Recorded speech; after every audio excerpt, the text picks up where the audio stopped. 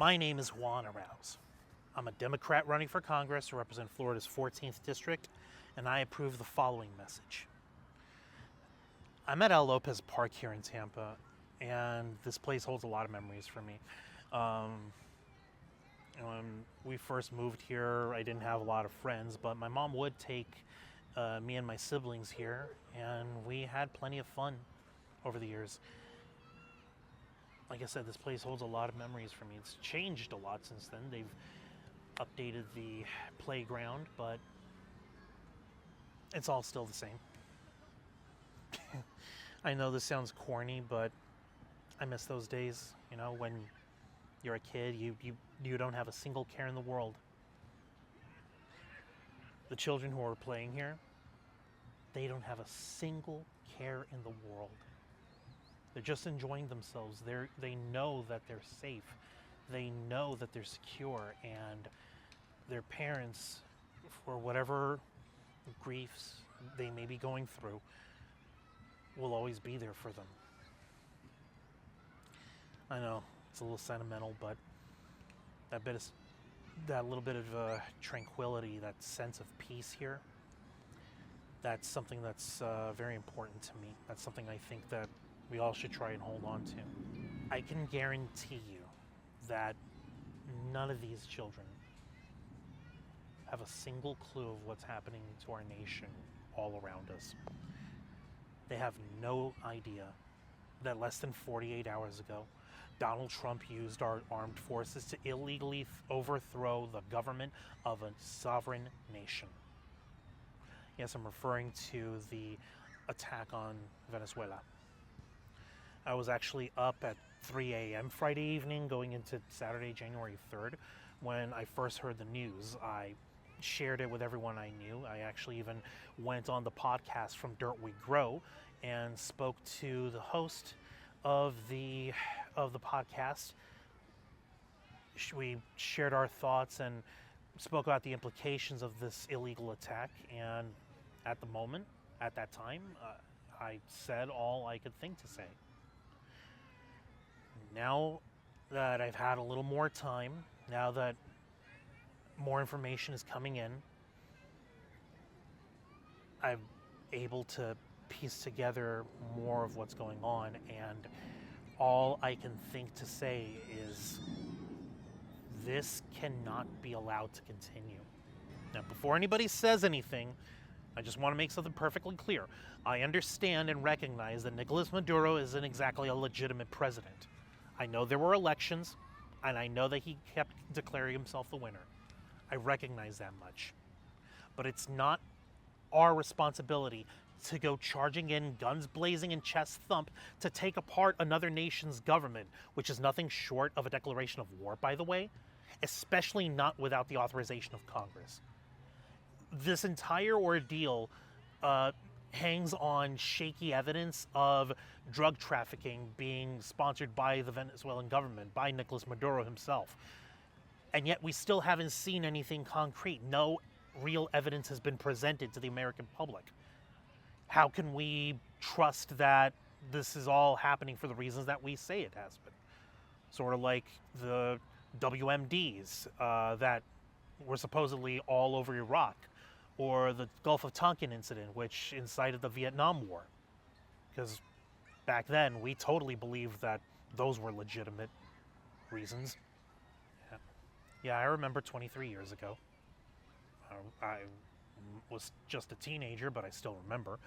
I remember how our government lied to us and told us that, we were only going to be in Iraq for a few months. Our military presence is going to be minimal. The locals would welcome us as liberators after we overthrow Saddam Hussein's government.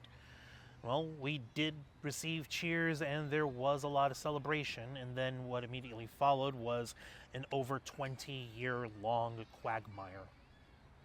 A shameful mark in our nation's history. So we're not even going to try to hide it this time. Is that what we're up to now? A brand new chapter on the global war on terror?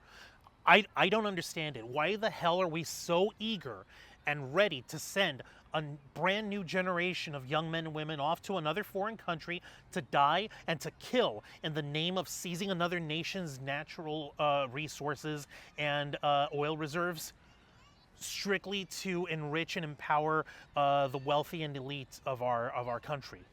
Now, I would ask my esteemed opponent, Representative Kathy Castor, her position on the matter, but she made her view quite clear in the statement she issued on Saturday. Quote, Trump's military actions on Venezuela without the approval of Congress violates the U.S. Constitution, which vests Congress with the power to declare war. She also said, quote, allegiance to the U.S. Constitution is not a quaint notion that can be ignored by Trump, even when it comes to corrupt Nicolas Maduro.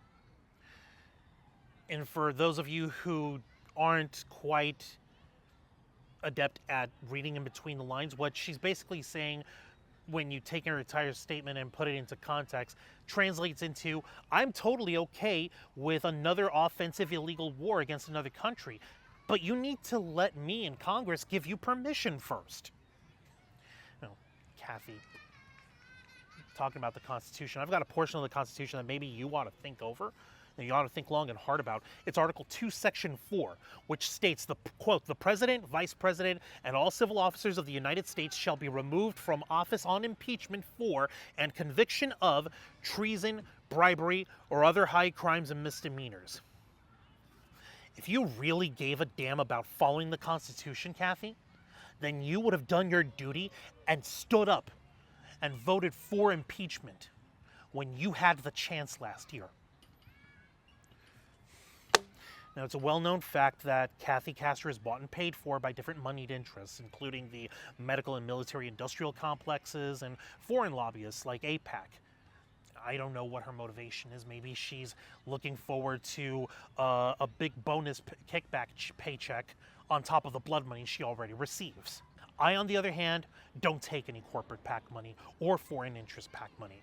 I'm here to serve the people of Tampa Bay, the families that I see here at this park that holds so many dear memories for me. I'm here to fight to instill a sense of humanity and heart in our Congress. Now, Kathy Castor's pretty good at getting photo ops at hospitals and charity drives, but what I'm pretty good at is calling out and standing up to bullies.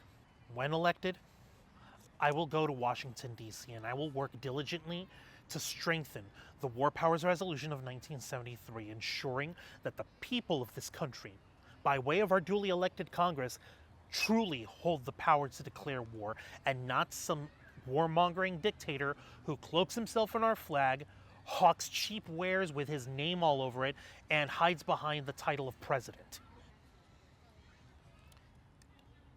Our nation's spirit is severely scarred. It's haunted by the phantoms of a 23-year-long military campaign that promised us some sense of spiritual revenge and ended up giving us a Pyrrhic victory at best.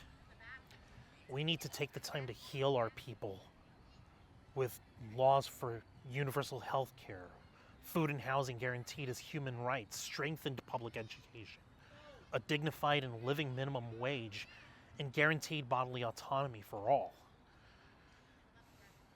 For the sake of all the families of Tampa Bay, for all the people with whom I share this community, I will fight to achieve these goals. And I will not stop until we reach them. Oh, and by the way, Donald Trump is still on the Epstein list. This hasn't distracted us one bit. Thank you.